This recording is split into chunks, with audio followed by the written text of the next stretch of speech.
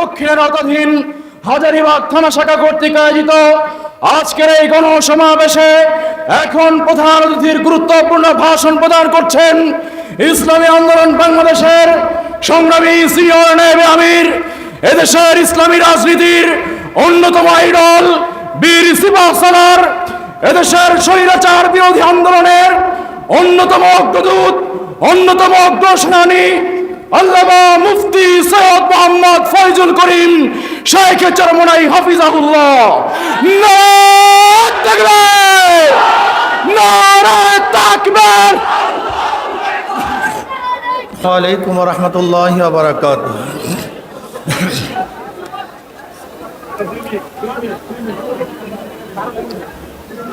নাহমাদু ওয়া নুসাল্লি আলা রাসূলিহিল কারীম। আম্মা বা'দ। ফাআউযু বিল্লাহি মিনাশ শাইতানির রাজীম। বিসমিল্লাহির রহমানির রহিম। ওয়া তিলকাল আইয়ামু নুদাবিলুহা বাইনান নাস। সাদাকাল্লাহুল আলিয়্যুল আযীম।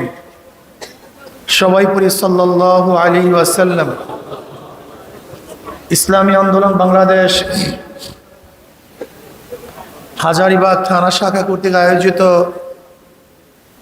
আজকে গণসমাবেশের সম্মানিত সভাপতি, কেন্দ্রীয় নেতৃবৃন্দ, সকল স্তরের জনগণ ভাইয়ের আমার, ইসলামী আন্দোলন বাংলাদেশ কি ও কেন আমরা অনেকেই জানি, অনেকেই জানি না। যারা জানি তাদের উচিত অন্যকে জানানো, আর যারা জানি না তাদের উচিত জানা। ইসলামী আন্দোলন বাংলাদেশ প্রচলিত কোনো রাজনৈতিক দলের নাম নয়। ইসলামী আন্দোলন বাংলাদেশ বিশ্বাস করে শুধু দেশ, দল এবং নেতা পরিবর্তনের মাধ্যমেই শান্তি আসতে পারে না, মানুষ মুক্তি পেতে পারে না। এদেশ বারবার পরিবর্তন হয়েছে। এক সময় ছিল ব্রিটিশ, তাদের বিরুদ্ধে আন্দোলন করে পরিবর্তন করেছিলাম। 100 সালে ভারত, পরিবর্তন করে পাকিস্তান করেছিলাম। এক সময় ছিল পাকিস্তান, পরিবর্তন করে বাংলাদেশ করেছি। দেশ পরিবর্তন হয়েছে, মানুষের ভাগ্যের পরিবর্তন হয়নি। এক সময় মুসলিম লীগ শাসন করেছে, এরপর আওয়ামী লীগ শাসন করেছে, করেছে বিএনপি, জাতীয় পার্টি শাসন, জোট সরকারের শাসন দেখেছি, বহু দলের শাসন দেখেছি, কিন্তু মানুষের ভাগ্যের পরিবর্তন দেখি নাই। আমরা শাসক হিসেবে দেখেছিলাম আইয়ুব খানকে, দেখেছি শেখ সাহেবকে, দেখেছি জিয়াউর রহমান সাহেবকে, দেখেছি শাহ সাহেবকে, আর মহিলা নেতৃত্ব তো আমাদেরকে ফিসে দিয়েছে। এত কিছু দেখার পরও মানুষের ভাগ্যের পরিবর্তন হয় নাই। এই ইসলামী আন্দোলন বাংলাদেশ বিশ্বাস করে শুধু দেশ, দল, ব্যক্তির পরিবর্তনের মাধ্যমেই মানুষের শান্তি আসতে পারে না, যতক্ষণ পর্যন্ত নীতি ও আদর্শে পরিবর্তন না হবে। এই জন্য নীতি ও আদর্শে পরিবর্তন চাই। আমরা বারবার কেন আন্দোলন করেছিলাম? বৈষম্য দূর করার জন্য। বৈষম্য থাকবে না, সাম্য, মানবিক মর্যাদা, সামাজিক ন্যায় বিচার প্রতিষ্ঠিত হবে। গরিব তার অধিকার ফিরে পাবে, শ্রমিক পাবে তার ন্যায্য অধিকার, কৃষক পাবে তার সমস্ত ফসলের অধিকার, ন্যায্য অধিকারে বিক্রি করবে, ন্যায্য মূল্যে বিক্রি করবে। দোকানদার তার অধিকার পাবে, পাবে কৃষক, শ্রমিক, মজদুর, জেলে, তাঁতি, ঋষি, কামার, নেতর সহ বাংলাদেশের মুসলমান, হিন্দু, খ্রিস্টান, বৌদ্ধ যত ধরনের মানুষ বসবাস করে, প্রত্যেকটা মানুষের ন্যায্য অধিকার ফিরে পাওয়ার জন্যই মানুষ বারবার আন্দোলন করেছে। এই বছর 5ই আগস্ট যে আন্দোলন হয়েছিল, সেই আন্দোলনের নেপথ্যেও ছিল বৈষম্য বিরোধী আন্দোলন। বৈষম্য থাকবে না, কোনো বৈষম্য থাকবে না। কিন্তু আমরা কি দেখেছি? 5ই আগস্টের পরে আবারও খুন, জুলুম, অত্যাচার, অবিচার, মিথ্যা মামলা, হয়রানি, নিপীড়ন, দখলদারি, এগুলি দেখার জন্য মানুষ 5ই আগস্ট জীবন দেয় নাই, রক্ত দেয় নাই, আন্দোলন করে নাই। মানুষ স্বাধীনভাবে হাঁটবে, মুক্ত আকাশে ঘুরবে, মানুষ স্বাধীনভাবে কথা বলবে, মানুষ স্বাধীনভাবে ব্যবসা করবে, বাণিজ্য করবে, চলাফেরা করবে, মানুষ তার অধিকার নিয়ে রাস্তায় বের হবে।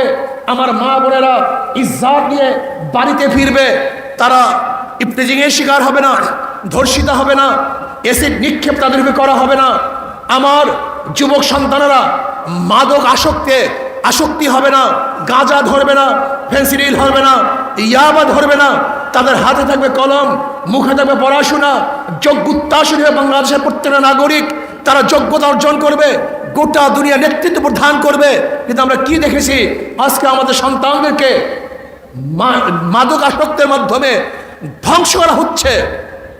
আজকে আমাদের এই জনসাধারণকে গড়ে তোলার কোনো পদক্ষেপ গ্রহণ করছে না। এর কারণটা কি? এর মূল কারণ হলো শুধু দল এবং নেতার পরিবর্তন হয়, নীতি ও আদর্শের করে পরিবর্তন হয় না। আপনারা গতকালকে দেখেছেন গোপালগঞ্জে আবার হত্যা হয়েছে, আবার আক্রমণ হয়েছে, মানুষ মারা গেছে। বাংলাদেশের আর কোনো মানুষ এই রাজনীতি করতে গিয়ে মারা যাক, এইটা আমরা চাই না। বাংলাদেশের কোনো যুবকের জীবন যাক, এইটা আমরা চাই না। চাই না আমরা কোনো মায়ের বুক খালি হোক, চাই না আমার কোনো বোন বিধবা হোক, চাই না আমার কোনো বাচ্চা এতিম হোক। আমরা চাই প্রত্যেকটা মানুষের অধিকার, প্রত্যেকটা মানুষের বাক শক্তি ফিরে পাবে, প্রত্যেকটা মানুষ অন্ন, বস্ত্র, বাসস্থান, চিকিৎসা সব কিছুর অধিকার ভোগ করবে, যেখানে থাকবে না ঘুষ, যেখানে থাকবে না লুট, যেখানে থাকবে না কোনো সন্ত্রাস, যেখানে থাকবে না কোনো অবিচার। সমস্ত মানুষ তার অধিকার ফিরে পাওয়ার জন্যই আন্দোলন করেছি, সংগ্রাম করেছি, রক্ত দিয়েছি, আমরা রাজপথে ঝাঁপিয়ে পড়েছি। কিন্তু হচ্ছে না কেন? এটা হবে না। আপনারা জানেন সংবিধানের মধ্যে গণতন্ত্রবাদ, সমাজতন্ত্রবাদ, ধর্মনিরপেক্ষবাদ এবং জাতীয়তাবাদের এই নীতি আদর্শ অনুযায়ী দেশ চালানো হয়েছে, কিন্তু মানুষ শান্তি পায় নাই। নতুন বাংলা দেখেছি, সবুজ বাংলা দেখেছি, সোনার বাংলা দেখেছি, ডিজিটাল বাংলা দেখেছি, কোনো বাংলার মানুষকে শান্তি দিতে পারে নাই। এবার একটা বাংলা দেখতে চাই, সেই বাংলা হবে ইসলামী বাংলা, সেই বাংলা হবে ইসলামী বাংলা। ইসলামী বাংলা কি হবে? ফায়দা কি, লাভ কি? 14 লক্ষ কোটি টাকা এ দেশ থেকে কেউ বিদেশে পাচার করবে না, ব্যাঙা লুটপাট হবে না, ঘুষ দিতে হবে না, চোরেরা চুরি করতে পারবে না, ডাকাতরা আঙ্গুল ফুলে আর কলা গাছ তো দূরে করে বট গাছ হতে পারবে না। প্রত্যেকটা গরিব তার অধিকার ফিরে পাবে। রিক্সাওয়ালা, শ্রমিক, ক্রেতা, জালিরা, জেলে তাঁতিরা তাদের অধিকার ফিরে পাবে, পুরুষরা তাদের অধিকার পাবে, আমার মা বোনরা তাদের অধিকার পাবে। যারা জালেম এরা সব সময় আমাদের মাথার মধ্যে ঢুকায়, ইসলাম যদি ক্ষমতা আসে মহিলাদের অবস্থাটা কি হবে? এরা কি করবে? মহিলারা তাদের সম্মান ইজ্জত নিয়ে বসবাস করবে, তাদের ন্যায্য অধিকার প্রতিষ্ঠিত হবে, তাদের চেহারা এসিড দিয়ে ঝলসে দেওয়া হবে না, তাদের দিকে কেউ লুলুপ দৃষ্টিতে তাকাবার ক্ষমতা রাখবে না। ধর্ষণ তো দূরের কথা, ধর্ষণ করে তোমরা সেঞ্চুরি পালন করো, এই সেঞ্চুরি আর পালন করতে পারবে না, আমাদের মা বোনদেরকে হত্যা করতে পারবে না। ইসলাম সবচেয়ে বেশি মহিলাদের অধিকার দিয়েছে, কাজে ইসলাম যদি প্রতিষ্ঠিত হয় মহিলা তাদের অধিকার পাবে, ন্যায্য অধিকার পাবে। বলতে পারেন ইসলাম যদি ক্ষমতা আসে বিজাতিদের অবস্থা কি হবে, সংখ্যালঘুদের অবস্থা কি হবে? আপনারা জানেন ইসলাম ক্ষমতা আসলে সংখ্যালঘুরা সবচেয়ে ভালো থাকবে, বাংলাদেশের নাগরিক হিসাবে তাদের অধিকার সমান থাকবে। এগুলো সব জুজুর ভয়। আপনি কি জানেন, কি বলেন? একজন চোর চায় না থানায় ভালো একজন ওসি আসুক, ডাকাত চায় না জেলে একজন ভালো এসপি আসুক, ঠিক ডাকাত এবং চোরেরা চায় না এদেশে ভালো শাসক শাসন করুক। এটা চোরেরা চায় না, ওদের চুরি বন্ধ হয়ে যাবে। আমি গরিব বাবাদেরকে বলবো, হ্যাঁ আমার গরিব বাবারা, ইসলামকে পছন্দ করেন না কেন? ইসলামের সমস্ত অর্থনীতি তো গরিবদের জন্য। জাকাত কাদের জন্য? ধনীদের জন্য না গরিবদের জন্য? ফিতরা কাদের জন্য? ওসর কাদের জন্য? মানত কাদের জন্য? দান কাদের জন্য? সবই তো ইসলামের অর্থনীতি, সবই গরিবদের জন্য। সেই গরিব ইসলামকে কেন পছন্দ করে না আমি তো বুঝি না। তুমি কি জানো ইসলাম ক্ষমতা আসলে কি হবে? শুধু একটা উদাহরণ দিলে বুঝতে পারবা।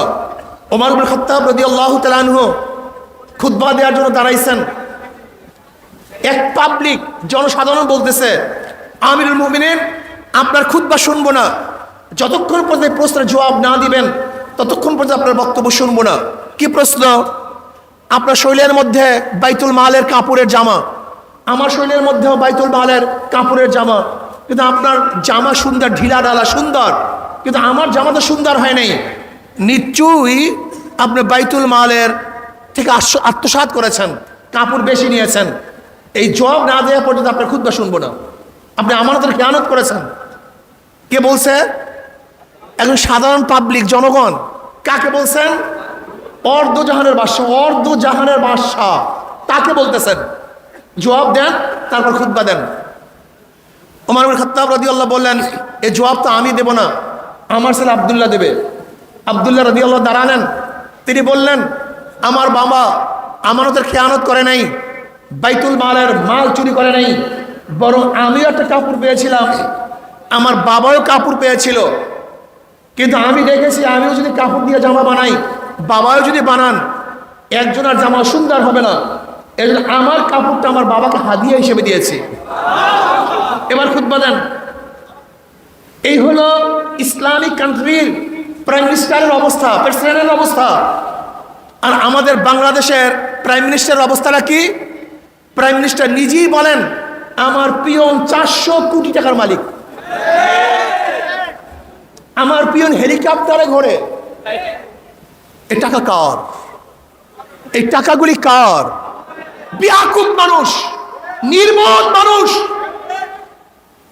জ্ঞানহীন মানুষ আজকে তোমার টাকা চুরি করে, লুট করে, ডাকাতি করে, বিদেশে পাচার করে, আর তুমি তা বাধা দাও না। তোমার চেয়ে বড় জ্ঞানহীন, তোমার চেয়ে বড় বোকা দুনিয়াতে থাকতে পারে না। চোরের মাধ্যমে চুরি বন্ধ করা যায় না, ডাকাতের মাধ্যমে ডাকাতি বন্ধ করা যায় না, সন্ত্রাসের মাধ্যমে সন্ত্রাস বন্ধ করা যায় না, দুর্নীতির মাধ্যমে দুর্নীতি বন্ধ করা যায় না। এর জন্য আসুন দুর্নীতি মুক্ত, চাঁদা মুক্ত, আল্লাহকে ভয় করে এমন মানুষকে ক্ষমতায় বসাবার আগ পর্যন্ত এদেশে শান্তি আসতে পারে না, শান্তি আসবে না।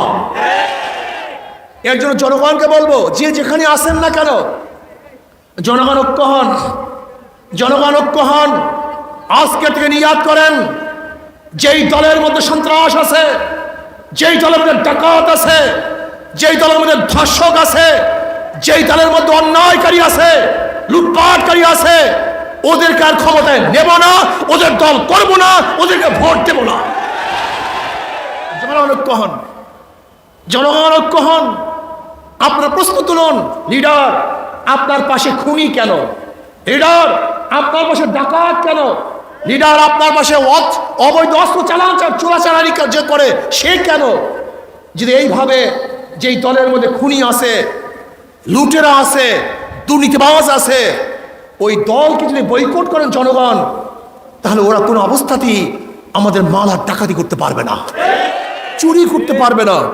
আজকে তাদের শপথ গ্রহণ করেন, যারা চোর, ডাকাত, দুর্নীতিবাজ, এদের দল করব না, এদেরকে ভোট দেব না, এদের সাপোর্ট করব না। রাজি আছেন ইনশাআল্লাহ? নারায়ে তাকবীর। জনগণ ঐক্য হন, জনগণ ঐক্য হন। যদি জনগণ ঐক্য হতে পারেন, তাহলে ইনশাআল্লাহ এদেশের মানুষ শান্তি পাবে, এই ভূখণ্ড রক্ষা হবে, এদেশের প্রত্যেক মানুষের অধিকার ফিরে পাবে। আসুন আমরা সবাই ঐক্যবদ্ধভাবে ইসলামী হুকুমত কায়েম করার জন্য ইসলামী আন্দোলন অংশগ্রহণ করি।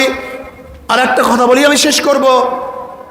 অনেক ভালো লোক, অনেক ভদ্রলোক, অনেক যোগ্য লোক রাজনীতি করে না, যেহেতু রাজনীতি পচা, গান্দা, ঘুরে দাঁড়া, খারাপ, এই কারণে ভালো লোকগুলি রাজনীতিতে অংশগ্রহণ করে না।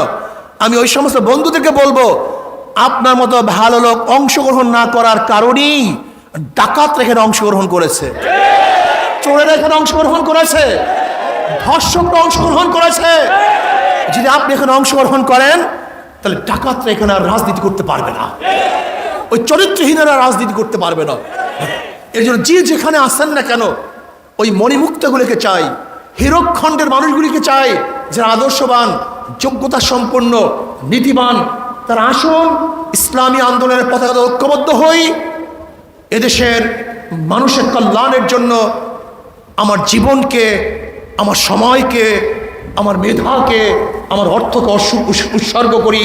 আল্লাহ আমাকে আমাদের সবাইকে কবুল করে নেন। আল্লাহ